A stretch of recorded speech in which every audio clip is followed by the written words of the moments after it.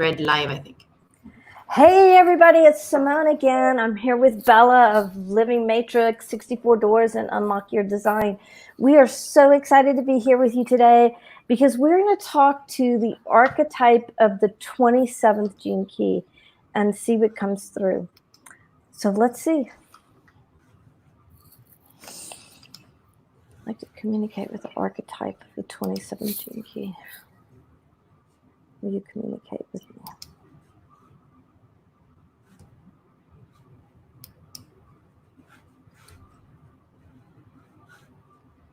So the first thing it says is there's so much going on, and it's almost like I'm looking from the shoulders up, and I'm like my screens are from behind, and I see this landscape view with lots of green grass.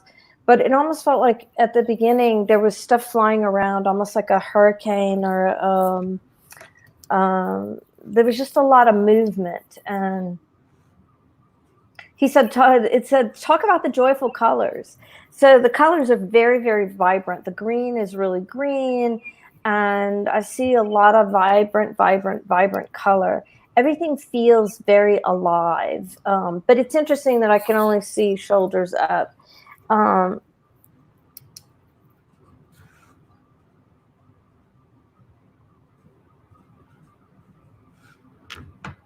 Well, it says that it's going, I said, what's going on? And he says, I'm going with my heart. I'm leading with my heart. And I'm looking at, it's almost like the eyes are in the heart. And it says that I'm letting my heart show the way.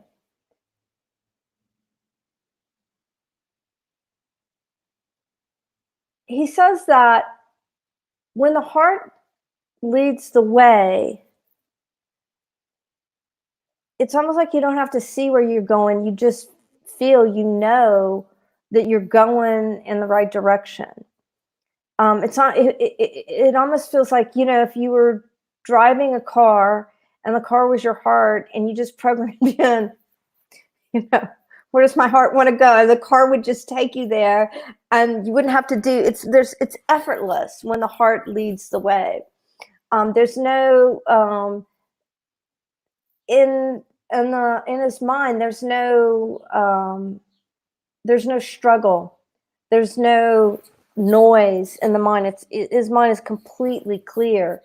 And there's so much joy in just allowing the heart to lead the way.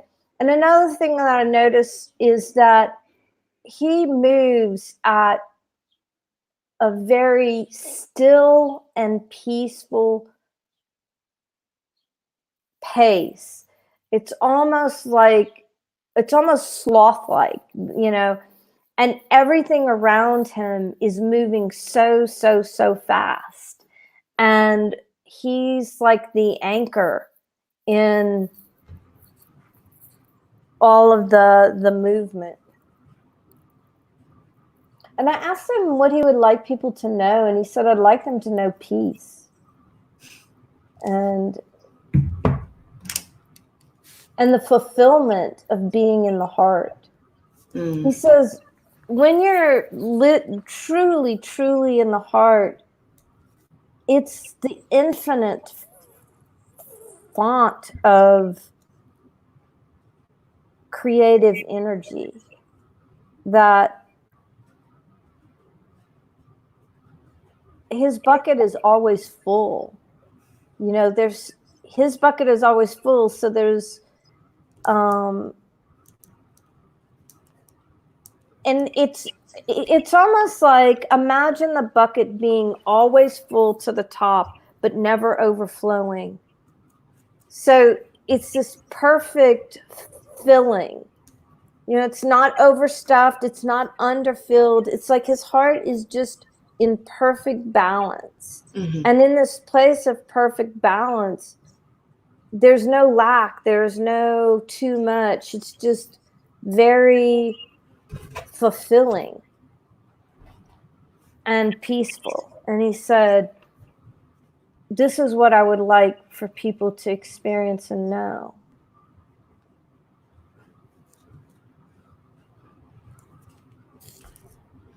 He says, in this place, there's no too much, there's no not enough. And you can't get it wrong. And there's complete peace. And he says, I think many of you are coming more and more into the peace of yourself. I think many of you are understanding the need to fill your own bucket.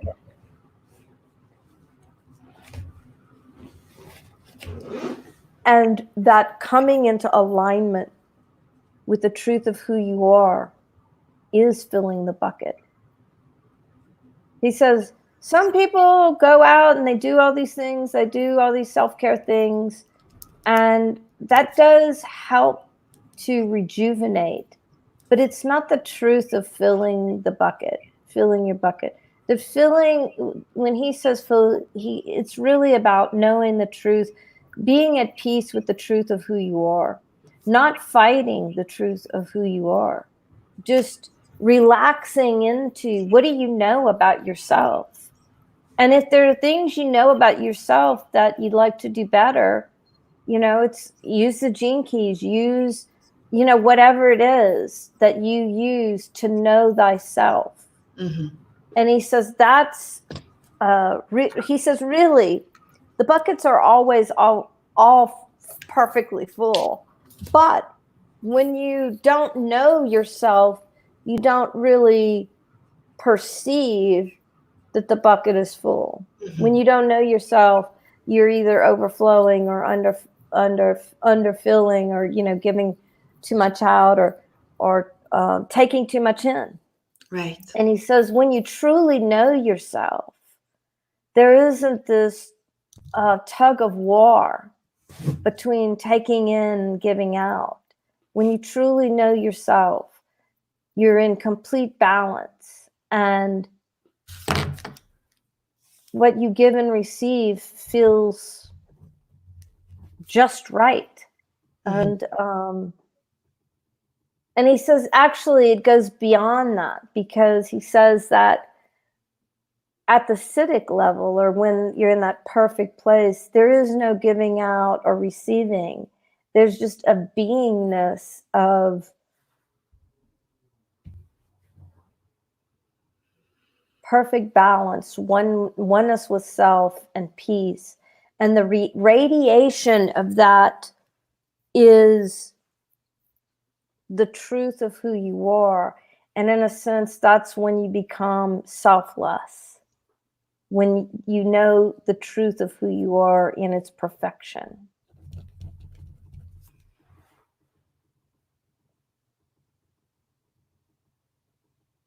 He says, don't you feel at peace? Like in that moment when he described it, I had this feeling of weightlessness, timelessness, spaciousness, and in a sense, selflessness, because it was it was unity consciousness.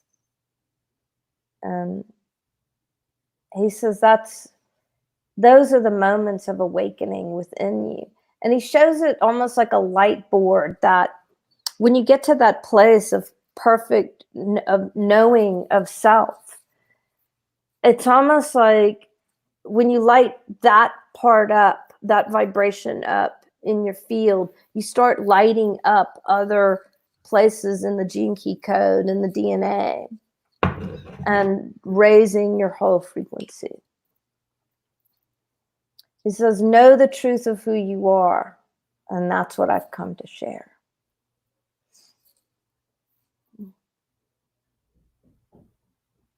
Do you have any questions for the archetype of the 27th? I also feel peaceful. I usually have a lot of questions, I'm wondering if we could speak a little bit more about that coming into alignment, because we said the false self-care, it's not the way to get there.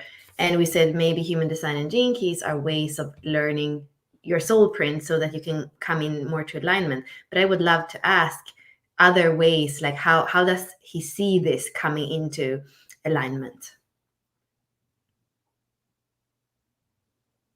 He says any internal going within.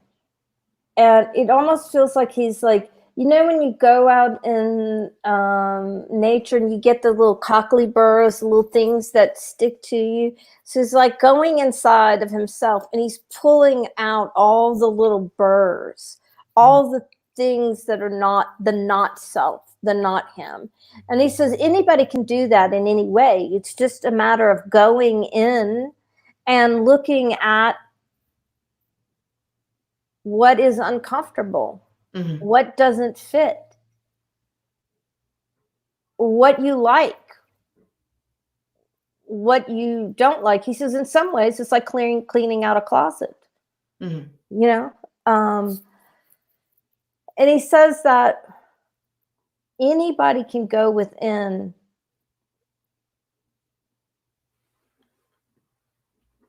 and do the self-research. He said it's like a research project.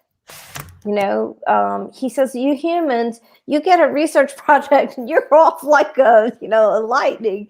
But how many of you take the time to become your own research project over the long haul? He says, really, you're the biggest case study that you have, right? Because you can study your whole life. It's the resistance to going in to the internal contemplation, reflection, meditation, and seeing where the ease and the dis-ease are. And he says that some of the dis-ease is just stuff to let go of, and some of it is understanding what creates the dis-ease. So it's the resistant mainly that we don't want to feel the disease, so then we actually don't discover the ease either. Is that how we humans function? He says, so well put, indeed. And he says the thing about disease is that sometimes it's your disease. Sometimes it's your, he says, sometimes you've taken on something that really isn't even yours to take on. What's the identification of that? This is not mine, and removing it from your consciousness. And then some of it is actually yours. And he shows it to me almost like a tear or a split. And he's like, go in. It's like, it's almost like healing a wound. You have a wound, go into it and clean it out. What's in there? What causes this? When am I triggered? What is it that I don't like? And he says, this one, he points to me, she wanted to ask the question, and I did. How do I do this better? And he says, it's not really about the how, it's really about the examination. He says, because when you go in to clean it out, you see, you're present with the things that have caused you disease. And he says that some of it is just really being present with the energy of what's causing you disease, because the awareness of it, the reflection on it, starts the healing process.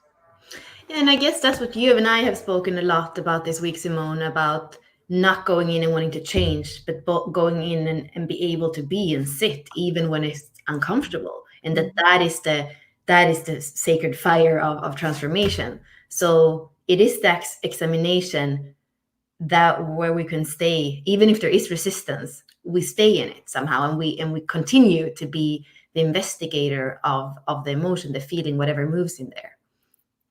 He says the disease will never shift. It'll hide, it'll camouflage, it'll fester, but without the examination, the awareness, And it's not like, oh my God, I got to get rid of this. It's more of like a scientist goes in and says, oh, what is this? Like, what are all the facets of it? It's like an exploratory process of discovery. It's not about what's wrong, let me make it right. It's like, what is this? What's in here?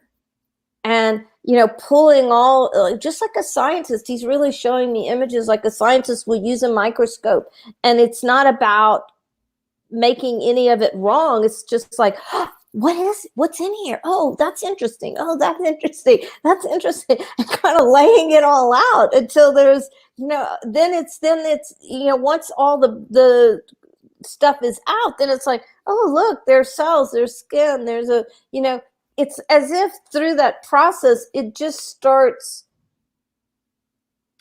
healing itself almost, I'm looking with him at the tear, and after he's gotten the little pieces and particles and all the crud out, and he's just examining the flesh and the cells, it just starts sealing itself, and he says anybody can do that kind of close examination. And when you look at it like in the research project and the exploration of you, the case study of you, anybody can do that. Mm-hmm. Ultimately, you have all you need. He says, of course, it helps when you have things like the Jinkies or human design or Reiki or whatever whatever you're called to, your particular design is called to. But ultimately, you have what you need to do the work of the observation of looking within. And he says it's so exciting. He gets so excited, like he's so excited by the thought that people will join with him on the exploration of going within. And he says that's where the real work is. Mm-hmm. Mm-hmm. Yeah, and I can feel breath work is another part. I've been doing quite a lot of breath work the last weeks, and that is a way of taking the mind out of it. Because when we speak about investigation, we might think, okay, this is like scrutinizing. This is the mind doing it. It's the mind going in, asking about my traumas or what could have made this discomfort. When we do breath work, we basically go into I don't know the word in English, but it's like the subtleties of what we feel in the body. And so when I do breath work and when I hold my breath after like a certain amount of breathing in and oxygenating, I can sometimes feel like I feel panic, and sometimes I will go with my legs like this because it feels like something needs to move. But if I just feel into it, I can feel that I'm letting go of panic that I don't even know where it came from. But it doesn't matter because it is some kind of feeling. It's a claustrophobic feeling probably of being a child or being a soul that couldn't in that moment, that couldn't get rid of the panic or couldn't fix the situation. And actually, if I go into past life regressions or, inner child work and this happened when my dad is this or my mom, then somehow it's a labyrinth that I might not be able to get out of. So for me to use the body and the breath to feel everything that is there to feel and stay in it and maybe even act it out if there is an emotional release that wants to happen, that is a way, I feel like that is a way to understand that that's probably as powerful as the scrutinizing from the mind. He says, absolutely, because breath is pure. There's no judgment in the breath. Yeah. And then the other thing I was thinking, because understanding what the shadow frequency is in the Jinkies for this soul archetype, it's overgiving or like taking, selfish or self-sacrificing. So how interesting when peace and coming in and going inward and being in alignment on the inside, when that's the goal, of course, the shadow will go out and do something like either overgive, and then you're saying, you don't want to go there, you have resistance, so you go and do something on the outside. And I feel like the 27 is a very tricky shadow frequency, because it looks, even when it gives, even in the shadow frequency that is selfish, it gives to get something back. It's not somebody who actually takes, it actually gives with an expectation, with an agenda. So it doesn't look like it's somebody who is not in alignment many times. It's look at like it is somebody who wants to get, like, give their soul, and then it comes from a running away from the real coming into truth. Yeah, he says there's no peace. Yeah. And the person who gives feels it, and the person who's receiving or is on the receiving end feels it. And he says that he shows me images of when the come from of the giver is, as you described.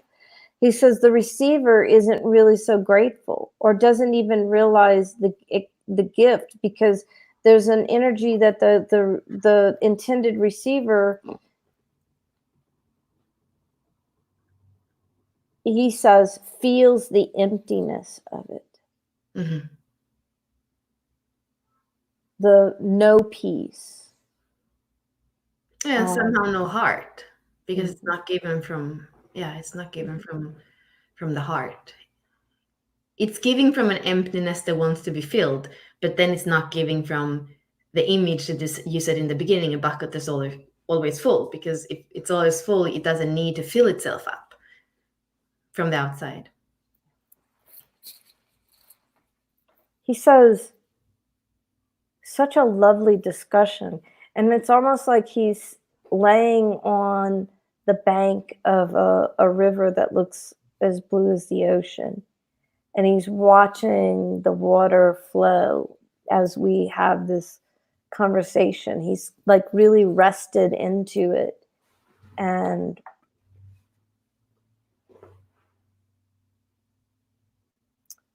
he said he likes the contemplation of it with us. I feel like it's so, of course, this is a transit where the sun is passing through this activation right now. And I feel like it's so much, it feels like a conversation that's not a Jinky conversation. It feels like it's a conversation about where everything is moving right now for so many of us, and where it's probably more possible than ever to go in and start that inquiry from the inside, whether we do it through, whatever we do it in, like there are so many ways, meditation or breath work or to play with all these things and see, I guess we have different ways in, and to take the time and even be curious about what is my way in. Because I feel like many times I heard or I read books and I was like, okay, this should be my way in, but I wasn't really listening to what is my way of getting to know myself fully. And hadn't I found the Jinkies in human design, I don't think I think I would still in some ways be struggling. But also I realized that if I would have been stuck there for the last 6 years and not looking for the things that you and I are looking at now, Simone, and always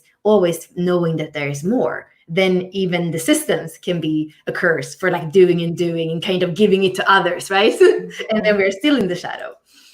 Yeah, he when you were talking, he was talking about the restlessness outside of you.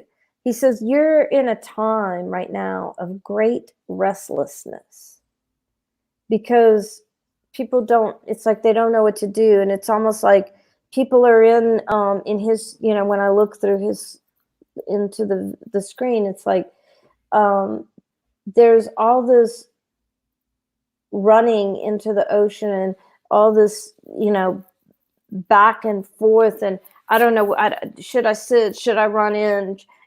Should I play with the ball? But it's all this restlessness outside of us.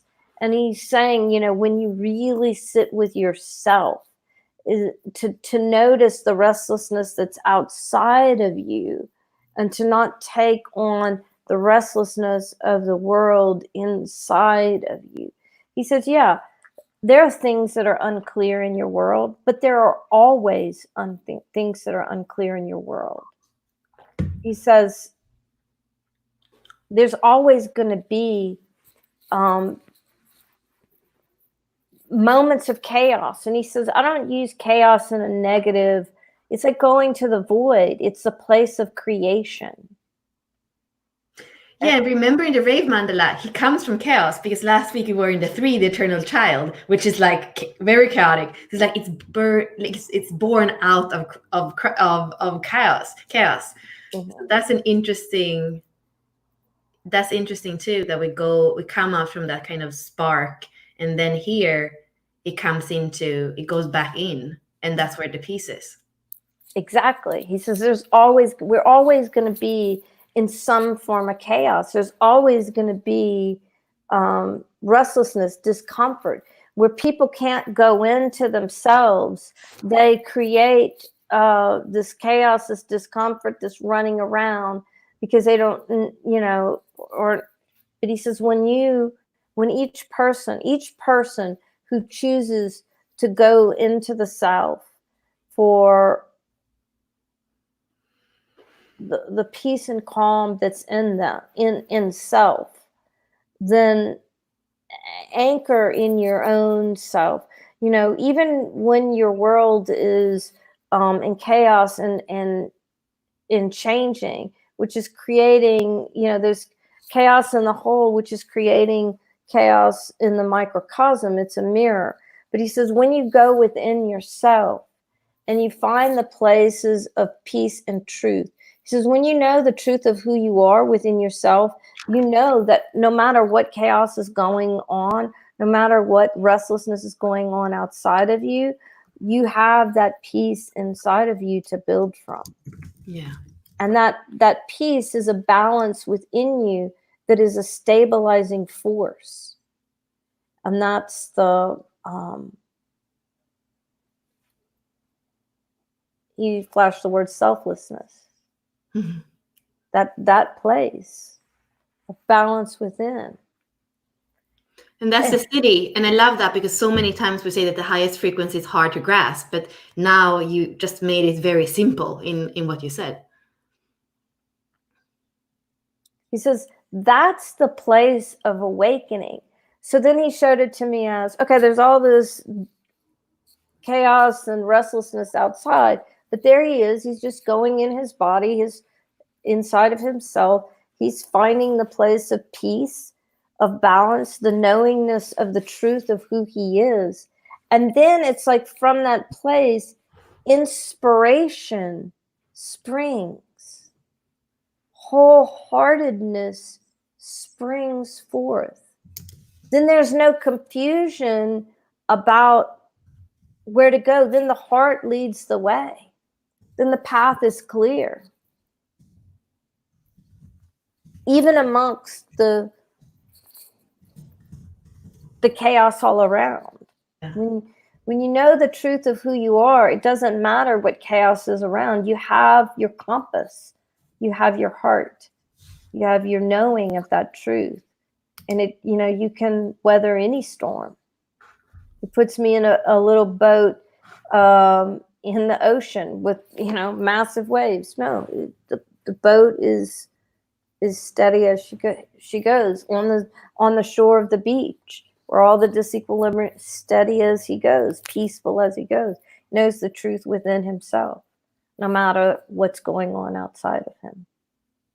Yeah, and also bringing it back to like saying this archetype is the nourisher. But that, like you were saying, the true nourishment is this. It's not necessarily go and do your nails or your hair or even getting a massage. There's like, these are the outside for like the physical vehicle. But for the soul, this is the kind of self-care and nourishment that we wanna understand, Indeed. Yeah, so I'm wondering if we are having any questions about anything of what we said, maybe about Jinky 27, or do you feel like there is more, Simone, that's coming through? He does want to make the point that physical self-care is not a bad thing. He says, just don't replace that for knowing the self. Mm. He says, you live in a physical body, take care of it, but don't confuse it or allow it to, it's almost like that concept of eclipsing. Don't let it hide, identify it for what it is. Mm-hmm. True, but the truth of knowing who you are inside, that's the true place of peace and balance. He says, I don't want people to hear this and go, I'm not criticizing self-care in the physical realm. It's just that has a place. That's not what we're talking about here. I mean, nourishment might be, physical care, emotional care, mental care, spiritual care. Like all the planes need their care. So to not over focus on any plane. Right. And to not misidentify why you're doing it. Mm. If you wanted to know the truth of who you are, to experience that true selflessness, is the no self, then go inside. If you need some self-care to take care of your physical vessel, do that. But taking care of your physical vessel is not going to be the thing that gets you to no self or selflessness, that vibration of completeness within the self. Says, I just don't want it to be confused. I'm not criticizing it by any means. He says, I think we're clear. Mm-hmm. Mm-hmm. Mm-hmm.